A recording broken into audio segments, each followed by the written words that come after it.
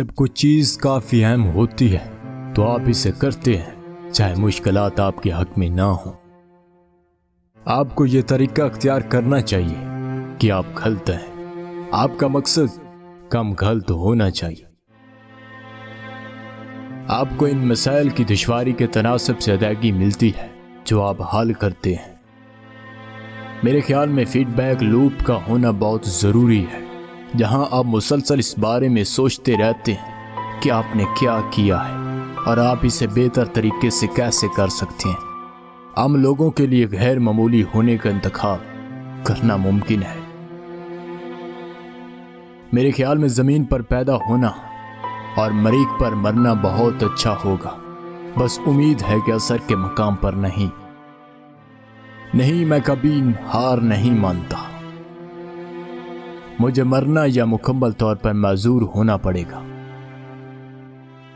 میں کسی کا نجات دہندہ بننے کی کوشش نہیں کر رہا ہوں، میں صرف مستقبل کے بارے میں سوچنے کی کوشش کر رہا ہوں اور اداس نہیں ہوں۔ پہلا قدم یہ ثابت کرتا ہے کہ کچھ ممکن ہے، پھر احتمال واقع ہوگا۔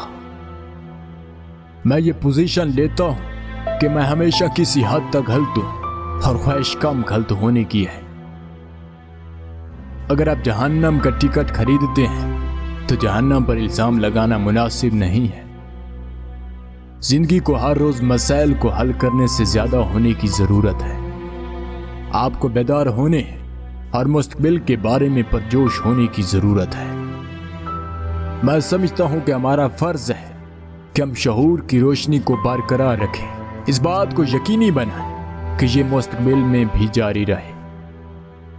میری پرورش کتابوں سے ہوئی، کتابیں اور پھر میرے والدین۔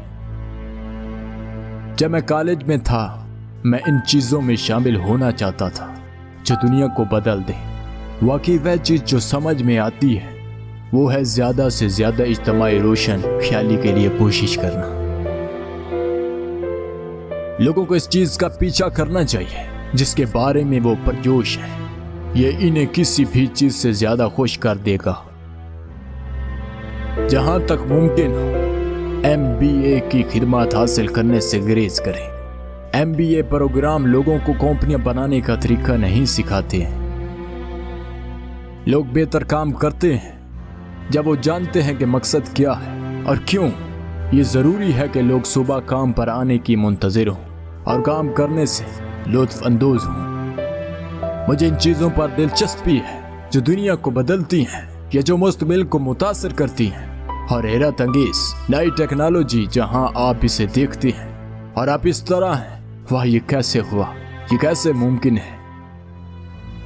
ان لوگوں کو پسند کرنا بہت ضروری ہے جن کے ساتھ آپ کام کرتے ہیں، ورنہ زندگی اور آپ کی ملازمت کافی دکھی ہو جائے گی۔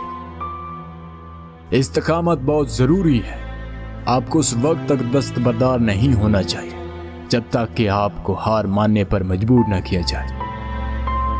میں کمپنیاں بنانے کے لیے کمپنیاں نہیں بناتا، بلکہ کام کروانے کے لیے کرتا ہوں۔